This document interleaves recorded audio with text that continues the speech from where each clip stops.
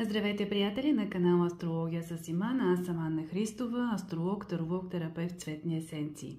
Днес имаме изключително интересно, предизвикателно новолуние в Скорпион и получих импулс да изтегля 2-3 карти, които да ни кажат какъв е фокуса на това новолуние и какво трябва да оставим, с какво трябва да се разделим, за да продължим напред.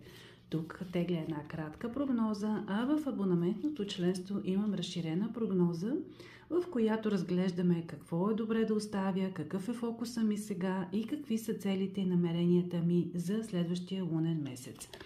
Картата за всички вас, която изтеглих, е крал на мечовете.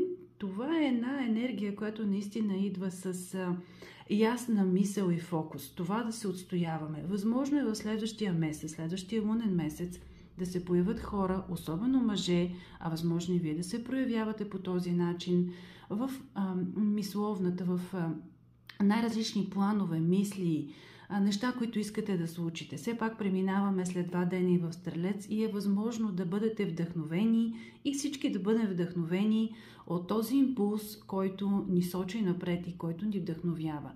Възможно е, пак казвам, да се появят хора или вие самите да се държите по този настойчив начин, по този упорит начин да следвате целите си, което разбира се е добре.